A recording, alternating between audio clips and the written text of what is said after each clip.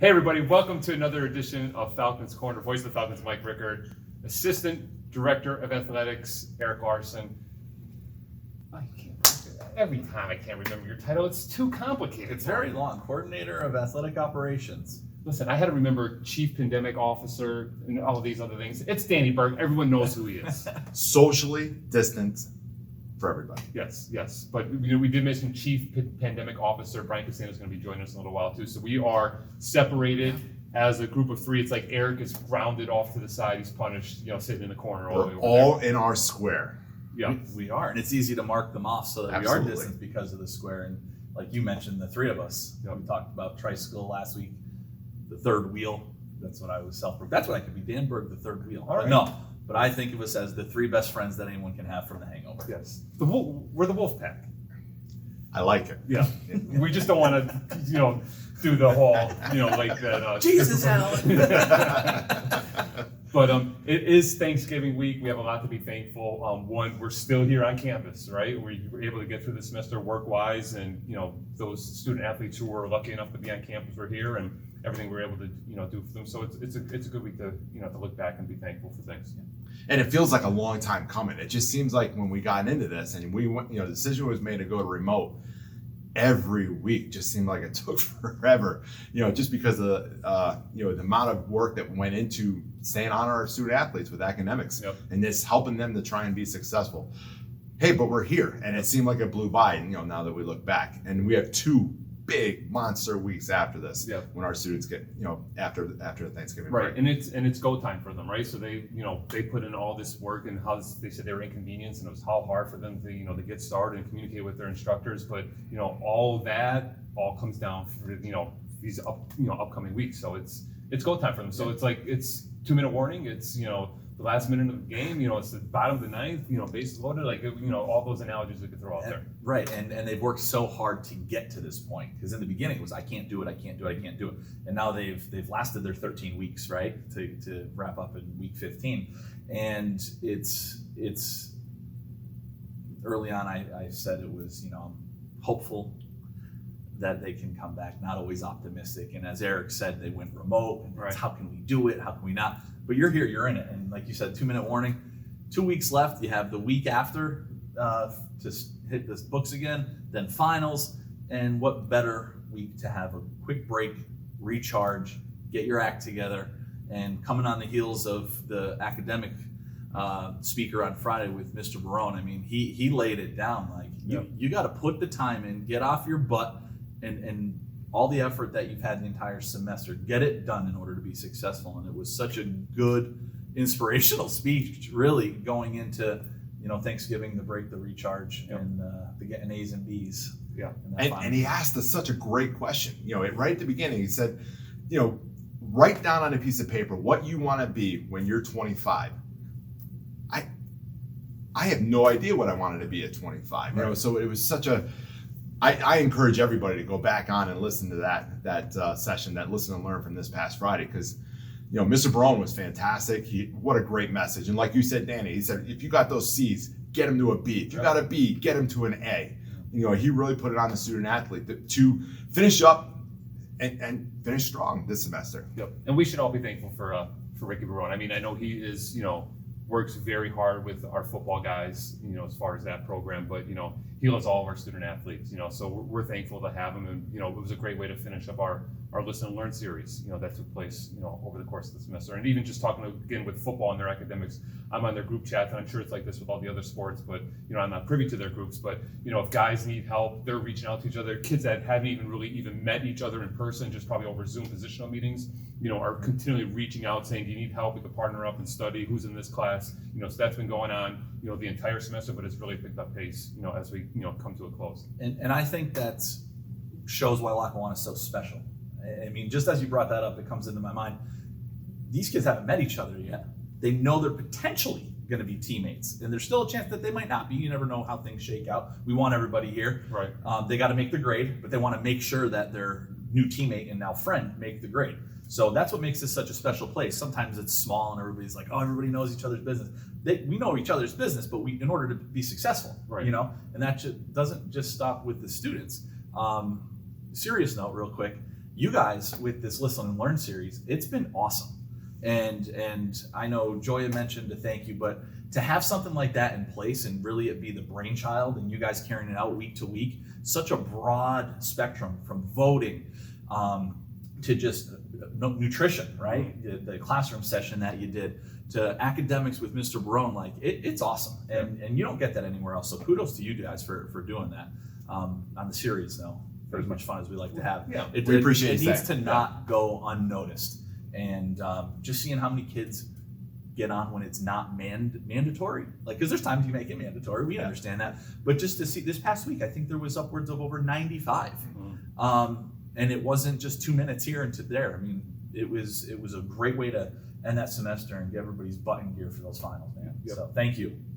And then Thank you. we can't not talk about Thanksgiving without, I'm a foodie, right? So that's the reason I run and exercise, because I need to eat. Right, so I'm very thankful for Thursday for my stuff. I love the stuffing, right? So what are you looking forward to being on that table on Thanksgiving? I'm also a stuffing guy. I love my carbs. The last couple of years, every once in a while, not always though, my mom, all of a sudden I take a bite into stuffing, celery in it, and it was crunchy, and it's not supposed to be that. That's not good. And I didn't grow up that way. So Mom Berg, I know.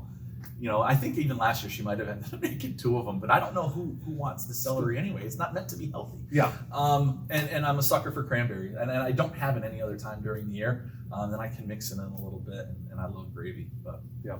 And Danny, I'm right with you with the stuffing, and I'm right with you with the celery. I almost, sometimes I wonder if Mom, like, did you have takeout during the week and you had the celery in the box and you're trying to get rid of it? Let's throw it in the stuffing. That seems like a great place. No, don't put it in the stuffing. Now, I will take it one step farther, and I know we're different with this. I don't like the dry stuffing as much. I still eat it. I like it wet and mushy, and I like it with mashed potatoes. I'm like, it's 1A turkey, 1B stuffing and mashed potatoes all together. See, I like a really dry stuffing, and I know my mom watches. She makes the best dried stuffing, and I'm sure she wants it moist, but it's the best dried stuffing. I could throw it across the room and hit someone with it and knock them out for a little while. The next day, if I have it for leftovers, I can just go in the fridge and just take it out and break it. But that's why gravy is beautiful, because as dry as the stuffing is, toss a little gravy on that, moistens up everything. And I'm glad you brought that up, because that is one of my favorite things about Thanksgiving, is that the dinner just keeps on giving. You can have it Thursday night, Friday morning, Friday afternoon. You can't beat it. Yeah. And speaking of that too, Mrs. Voice of the Falcons, who doesn't cook, but she does make a very delicious chocolate cream pie from scratch that only I'm allowed to eat. So if we go to dinner, I bring it, but no one else is allowed to have any, because it lasts me, Thanksgiving and then Thanksgiving night, and then maybe by like Friday afternoon and it's over. So so we're I like to save a little for my sandwich for Friday leftover, but I have to give a shout out to Mrs. Voice of the Falcons for her homemade chocolate cream pie. I'm thankful for that too. So great. I'm looking forward to mine. Yeah. I was just gonna say I'd like to request from the flour maybe one additional. She only makes one because I don't want to put too much pressure on her, because if I do, she may mess up that one, and I only allow her to make it on Thanksgiving, because the pressure of having to make like more than one on more than one occasion can't happen. But maybe that's why it's so good, because I only eat it once, 1-2 days out of the year. So yeah. But Brian is here, and we're thankful for Brian, because he's really put himself out there as a pandemic safety officer and coming up here. He's going to take your seat, which I'm going to have to talk to my agent and our producer, because I can't keep doing these interviews one-on-one, because I'm going to have to start preparing and thinking about extra questions. Like if there was multiple people interviewing, then I may just have to ask 1 or 2 questions. But if I'm going to have to ask 5-6 questions, I'm going to have to start taking notes and stuff. Cue cards, I'm going to have like a... Well, get your agent to my agent with the producer. All right.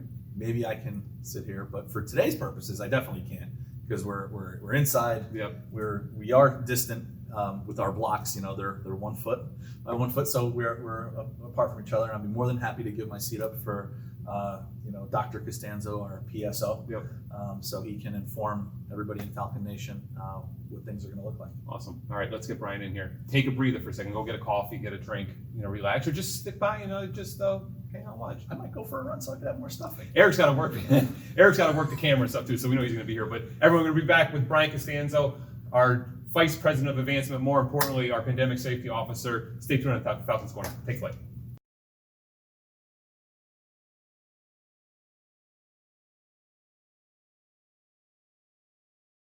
Hey everybody, welcome back to the Falcons Corners. Joining us now is Vice President of Advancement and Pandemic Safety Officer, That's Brian right. Costanzo. Yeah. Brian, thanks for joining us on the show. You had to walk all the way up the hill, and I know you ran a lot yesterday, so the 2-3 block walk up. My legs were a little Had a clot sore, in yeah, today. but it was nice to get loosened up. Thanks for joining us. Before we ask any other questions, how was the golf game this summer? Because I know that you're big into golf. So how was the golf game? Give us a rating. Golf was okay. It was one of the things that you're able to do during this time frame. So a lot of people were locked down, but the golf courses were open. Yep. Actually, I had the push cart for a little bit in the beginning, so I was getting my steps in. All right.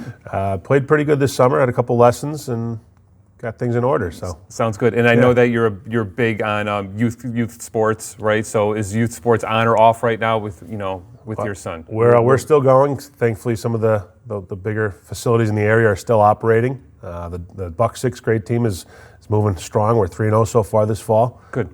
Really excited. So you're doing better than all the local high school teams right now. Yes, yeah. All right, good. A little different between private entities and the public school Of system. course, and so too. So, yeah. but we wanted to have you on because we wanted to talk about what Lackawanna College is going to look like spring semester when our students hopefully arrive here, on campus. So just give us like a little bit of a breakdown since you are, the head pandemic safety officer on campus. Yes, so I fortunately got that title in the summer trying to prep for our return to campus. We are right now in the process of creating or I guess enhancing our pandemic safety team in preparation for a little bit of a larger return for our spring semester. A lot of different from different segments of the institution. So the academic side, student engagement, athletics, housing. Right. There'll be team members from all those areas, and we're trying to just go through and make sure that we have covered everything and get the campus in order so that students have a safe and a healthy atmosphere when they come back in the spring. If we have returning students, we're obviously going to have students who were here last year returning. What's going to look different on campus, 2019, 2020, and 2021? Yep. So you'll see a lot of signs around campus. I should have brought some samples for us to look at. We have a great producer of the show. He could just flash one up right now. Here's some signs. All right, good. First and foremost, it's following the PPE protocol. Social distancing, covering your beaks as the tagline we're using, making sure people have their masks on. Those are two really important things. As you're walking around campus, you're going to see arrows and signs following kind of a pattern around campus. Stairwells. Right. One side will be up in some buildings, the other side will be down. So just making sure we're keeping traffic patterns, keeping people separated, and making sure that we're not putting people in large groups where we're exposing them to potential issues. Now, of course, we're all athletics on the show. So how do you think athletics are going to look, spring 21? Do we see fans in attendance? Do we see limited capacity? We're gonna, how's athletics, going to look on as far as COVID? I know it's hard at our level to compare what we do to Division I or the championship series level, but they've kind of figured it out. Not everybody has fans. Some have fans, some don't. There's been times where games are canceled, but the programs are still moving forward. The conferences are still moving. There's still going to be a championship. So I think that's a good template for other lower levels of college football and other athletics to follow. Right. It's not a do it all in or all out. There's ways to move through and maybe you forfeit a game or you postpone a game, but the season still goes on. So I'm hoping that can be utilized to build a program for our kids to play in the spring, which I think is going to be very important. I know that a lot of these 18 to 22-year-olds have been tied up for since March. Yeah. And they can't come out and they can't really do much. So I'm sure they're excited to get back and start competing again and doing what they love to do. Yeah, and that's true because even I see a handful of them on Zoom and going out workouts. They are very anxious, to get back on campus, and they are counting down the days. Yeah. So, since you were named pandemic safety officer back in the summer, what have you learned, like on a personal level, like about the whole pandemic, everything that has been going on? Man, there's so much. Trying to read up on the very fluid and ever-changing protocols and regulations, and I think the most important thing that we've learned is that after 8 or 9 months of seeing the data and what's happening with individuals, and the group of students that we'll be bringing back are not in that high-risk zone. So I think if you look at the numbers, there's a chance for this to happen, and Right. and when students come back to campus and when parents are looking at this, students are going to be safe, and college campuses all across the country have done this for the fall. They're in class, they're in dorms, they're doing what they normally do. Obviously, a little different with their masks and different things like that. But it's working, and I think we've spent a lot of money as an institution putting in the protective plexiglass and the signage and the masks and all those things to make it work. And if you watch what's happened this fall semester, there have been cases on our campus, and there hasn't been a spread.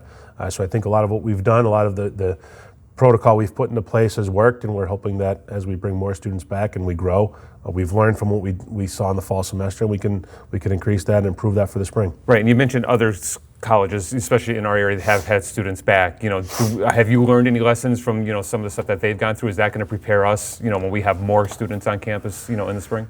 Yeah, I think so.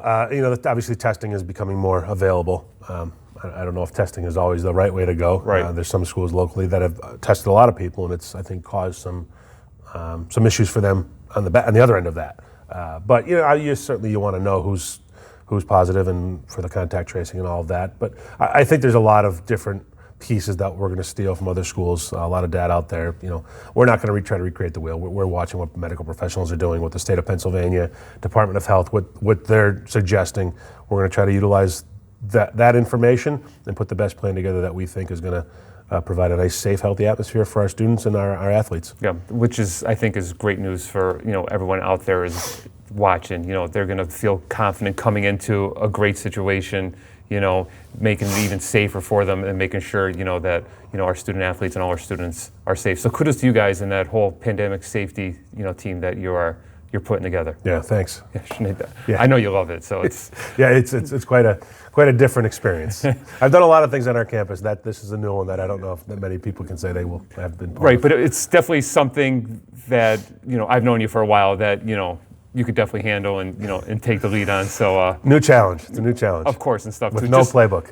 Exactly. So we don't want to keep you too long because we know you're a lot of busy, and then you may have to coach, and we know you like to be vocal a lot when you're coaching those. Those sixth grade boys, so we don't want to wear that voice out on you. Yeah, we got a big game coming up, so I got to be vocal. With the mask on, it's even harder. I could imagine. How is coaching for you with the mask on? Coaching's not terrible. This past week we played our first game with all the kids were required to wear masks while playing. Yeah. That was a little bit challenging. A lot of whistles because masks were flying off, and but I think I may have seen that's going to be loosened a little bit. There's some regulations coming out where maybe it'll be a player's choice, to whether or not they want to wear that mask. So it's different, but again, just happy that we're playing. I know my son's 11 years old. His group of guys have been out at the park every day all summer, so they're just ready. They're glad they're doing something because there's not much else happening. So just a nice relief from all this nonsense. Yeah, and it'll be nice to have stuff happening on campus here too. So can't wait. Thank you for all your hard work. You're welcome. We'll be right back in the Falcons Corner. Stay tuned. Take flight.